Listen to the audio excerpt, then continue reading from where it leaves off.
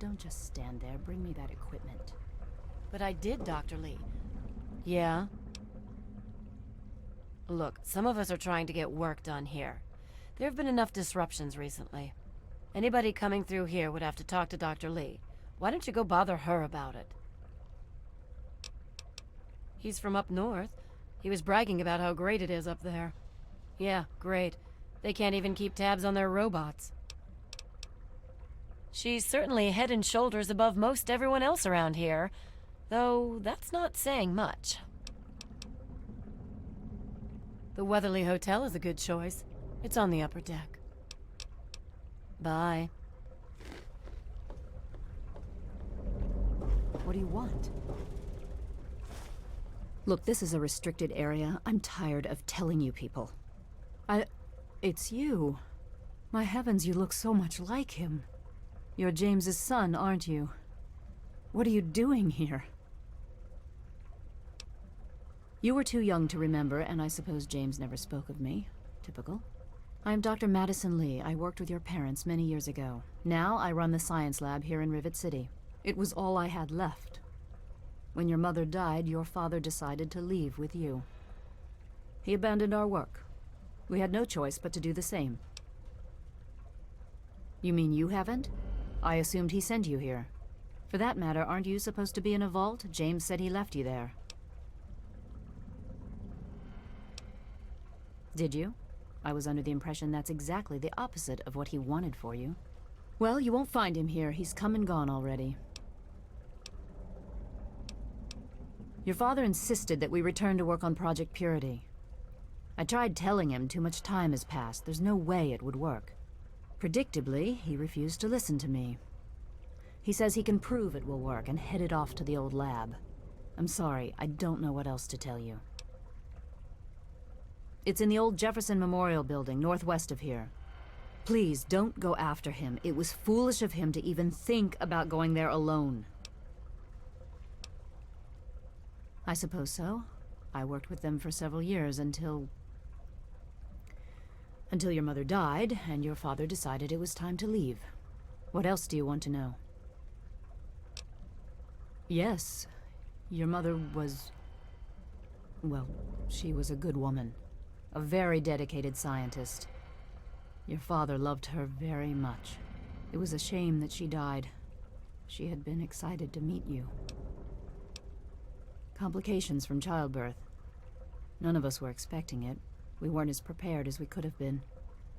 You have to understand, we were struggling with scavenged, derelict equipment. We did everything we could.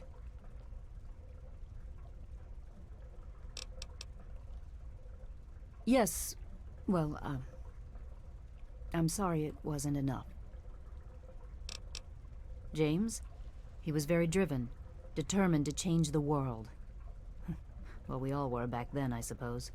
He was focused on two things, really. Making Project Purity work, and your mother. When she died, I think he gave up. I know he wanted to keep you safe, but I think part of what he did was run away. But it seems that he never really was able to get over the idea. I'm frankly shocked that he waited all this time, and wants to try again. Okay. Look, I don't want to be harsh, but I have problems of my own. I don't have the resources to support James's foolish endeavor. I'm sorry.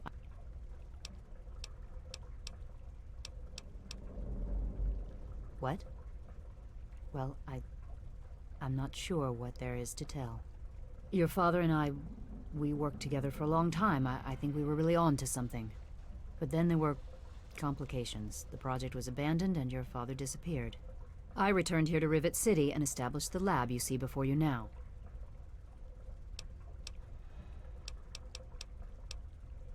Project Purity, we called it. What do you want to know? It was simple, really. Fresh, clean water for everyone. Such a simple idea, and yet so impossible to realize. The plan was to build a facility that could purify all the water in the tidal basin at once. No radiation, no muck, just clear water. It just turned out to be more difficult than we anticipated. We had the basic principles down, we understood most of the science behind it, but the radiation in the area is so pervasive. Small-scale tests were fine, but anytime we tried to test the process on a larger scale, it was just too much. Maybe if we'd had more time, or better equipment.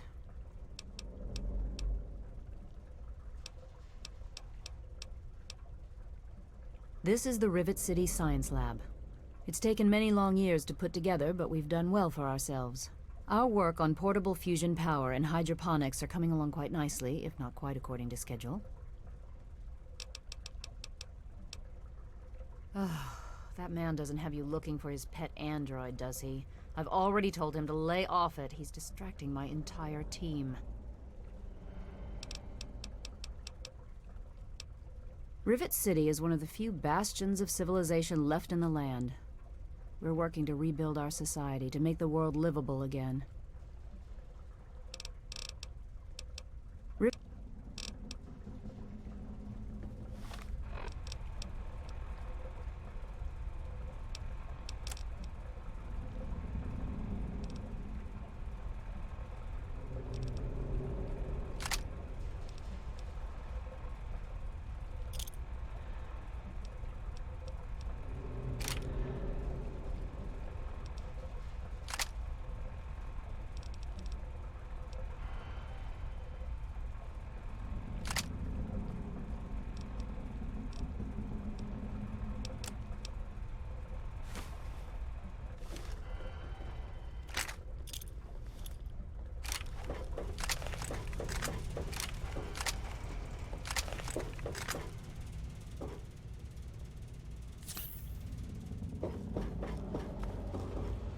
Hello.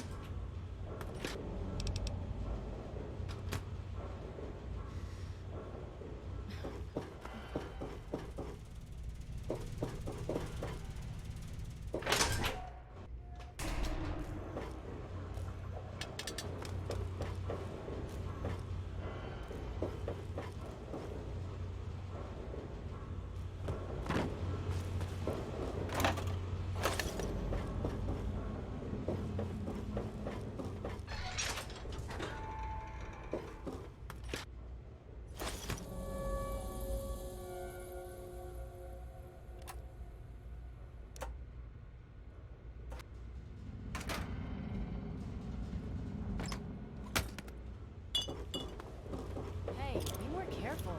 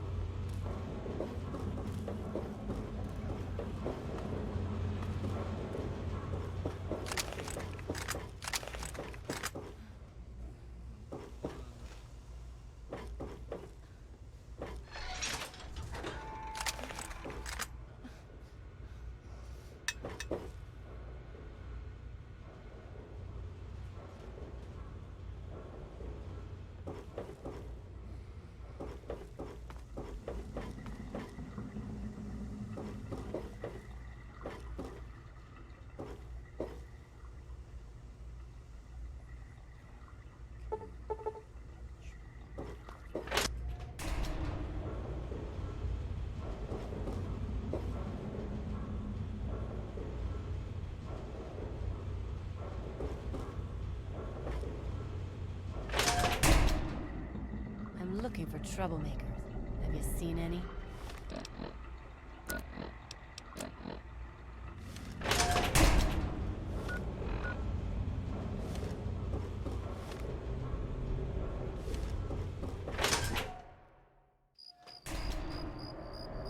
Hey there. Maybe you don't know who you're talking to. I'm Commander Danvers, Assistant Chief of Security.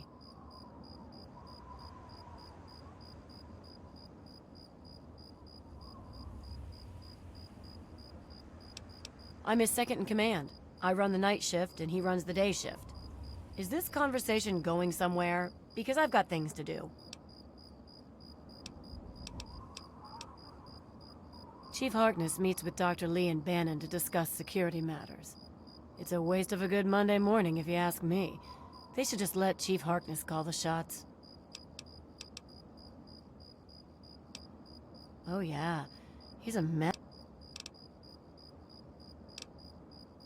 She's some sort of genius. Her lab is in the stern end. Duty call.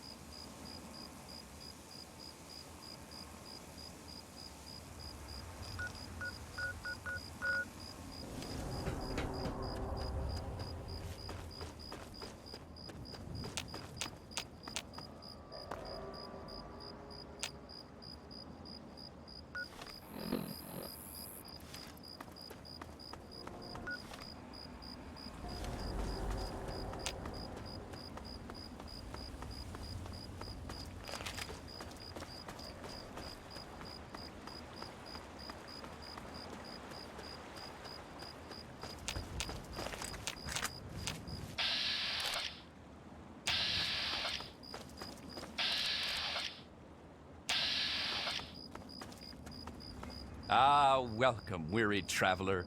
You look like a trap. Well, wander no more, my... Let's see what the good doctor has in his magic bag, shall we?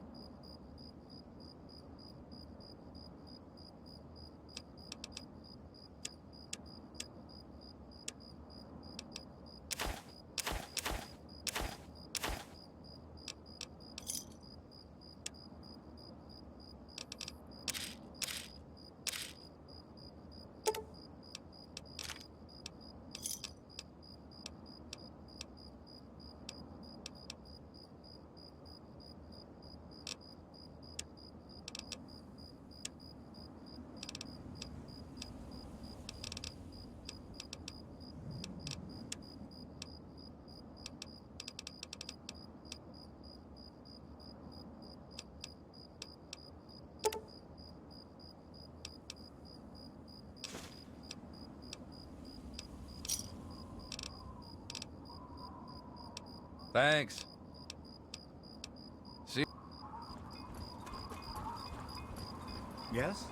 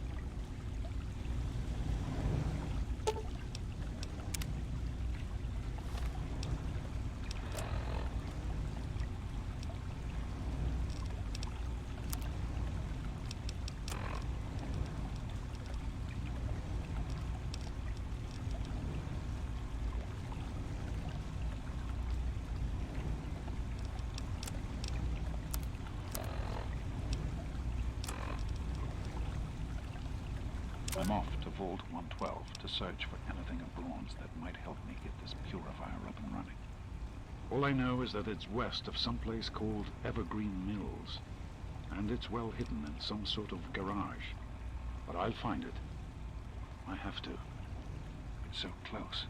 But that's the story of Project Purity, isn't it? An eternity of almost theirs. Let's see if Braun has the missing puzzle piece. To be honest, the Gek sounded like pure fantasy, even for someone of Braun's capabilities. It was nothing short of a miracle. A terraforming module capable of producing life from complete lifelessness. But not only was this thing a reality, it was actually distributed to several vaults to be used after an atomic war. Vault 101 was, sadly, not on that list. I did some digging and discovered Braun's name on the reservation list for a Vault 112. I'm no slouch, but this man, he could have easily succeeded where I failed. Does his collected knowledge remain within the halls of Vault 112? Journals, holotapes, computer records, maybe even experiments. If I could gain access to just a fraction of Braun's genius, Project Purity would become a reality. Even in Vault 101, my work on Project Purity never really stopped. Soon after we arrived, my nightly routine included sneaking into the restricted areas, searching for, I don't know, whatever I could find. It was a Vault-Tec facility, after all. The place was built with some of the most advanced technology this country had ever developed. Those excursions never turned up anything particularly useful. So, one night, after half a bottle of scotch, I broke into the overseer's office. It was easy enough to hack his console, gain access to the restricted files. Most of it was garbage. Propaganda, spy reports, just plain rambling bullshit, really. But there was one thing, one name that stood out amongst all the others. Dr. Stanislaus Braun. I knew of Braun's work, of course. He was a celebrity in his day, Vault-Tec's sorcerous scientist, leaving his peers in awe with his technological wizardry.